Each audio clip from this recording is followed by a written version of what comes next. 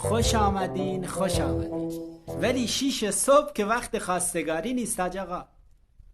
از نظر من حاجی خواستگاری باید 6 صبح باشه که قیافه واقعی دختر رو ببینی. ساعت 8 شب که هر کس رو ببینی میخوای بگیری. خب هدفتون از ازدواج چیه؟ راستشو بخوام من تو زندگیم هیچی نشدم. گفتم حداقل دامادو بشم، عرضه نشون بدم. دستتون که کج نیست. آجی نه خدا اون روزه نیاره.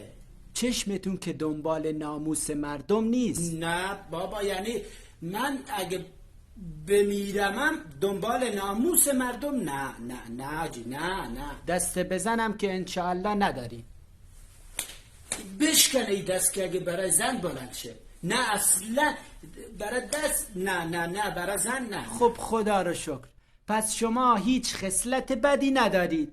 من همه چیزم خوبه، فقط یک کوچولو ایرادی که دارم اینه که دروغ زیاد میزنم. گم شو از تو خونه من، برو بیرون. دروغ بود.